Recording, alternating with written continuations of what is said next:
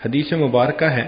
ان انس رضی اللہ تعالی عنہ ان رجلا اتى النبی صلی اللہ علیہ وسلم فقال متى الساعة۔ ایک نوجوان نبی علیہ السلام کی خدمت میں حاضر ہوا اور اس نے آ کے یہ کوسچن پوچھا کہ اے اللہ کے حبیب صلی اللہ علیہ وسلم قیامت کب آئے گی؟ فقال، رسول اللہ صلی اللہ علیہ وسلم نے ارشاد فرمایا ما عادت لہا، تم نے قیامت کے لیے کیا تیاری کر رکھی ہے؟ قال، اس نے جواب میں عرض کیا ما عادت لہا من کثیر صلاۃ ولا صوم ولا صدقۃ ولکنی احب اللہ ورسولہ۔ اے اللہ کے حبیب صلی اللہ علیہ وسلم، بہت زیادہ نمازیں، روزے اور صدقے والی عبادتیں تو نہیں میں نے کی، ہاں اتنی بات پکی ہے کہ میں اللہ اور اس کے رسول صلی اللہ علیہ وسلم سے بہت زیادہ محبت کرتا ہوں۔ قال، نبی علیہ السلام نے جواب میں فرمایا انت مع من احببت، تو جنت میں اسی کے ساتھ ہوگا جس سے تجھے محبت۔ صحابہ رضی اللہ عنہم کہتے ہیں کہ اس حدیث پاک کو سن کر ہمیں اتنی خوشی ہوئی کہ اتنی خوشی کسی اور بات پر ہمیں نہیں ہوئی۔ چنانچہ ایک اور صحابی آئے،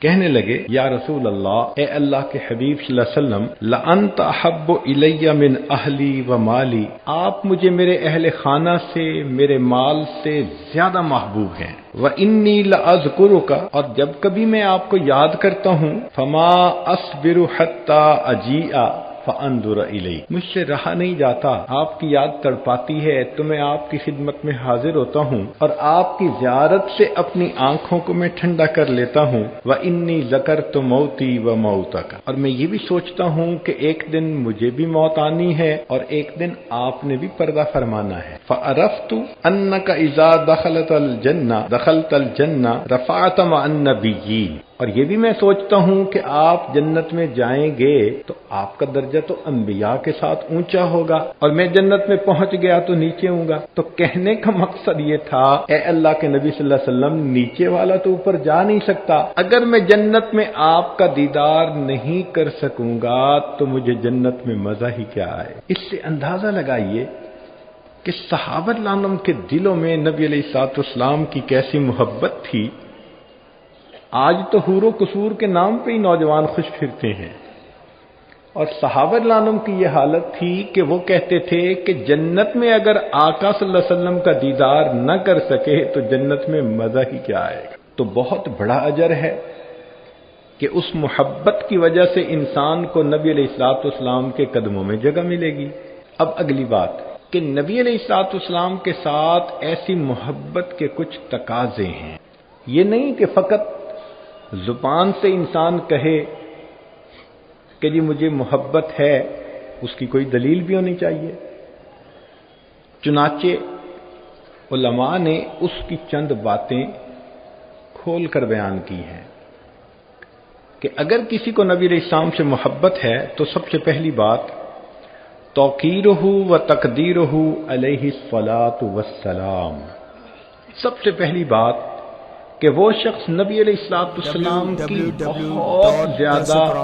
عزت کرے گا، اکرام کرے گا، ادب کرے گا۔ اللہ تعالیٰ ارشاد فرماتے ہیں انا ارسلناک شاہدا ومبشرا ونذیرا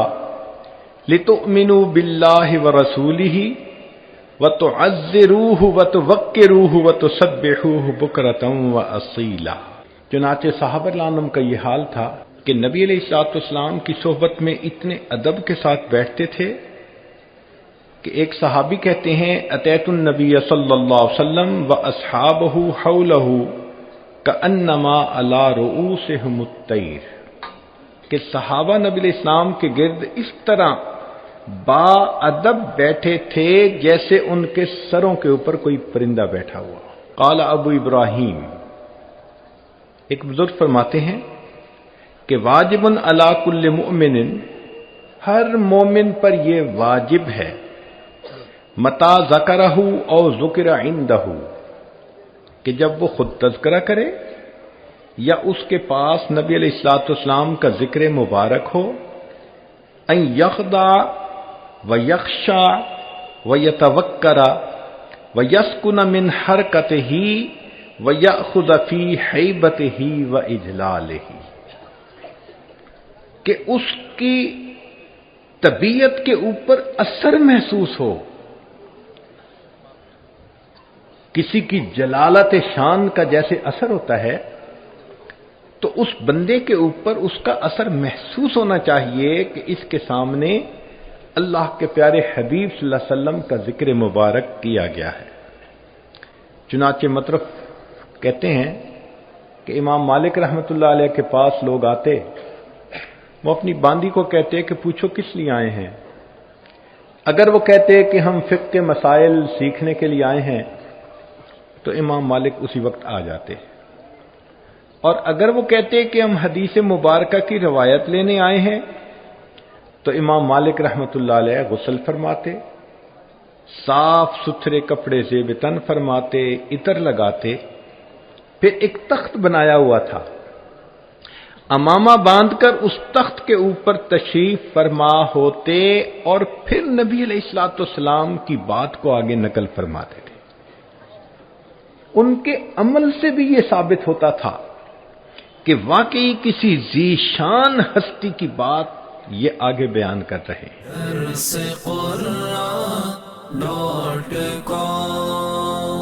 www.darsequran.com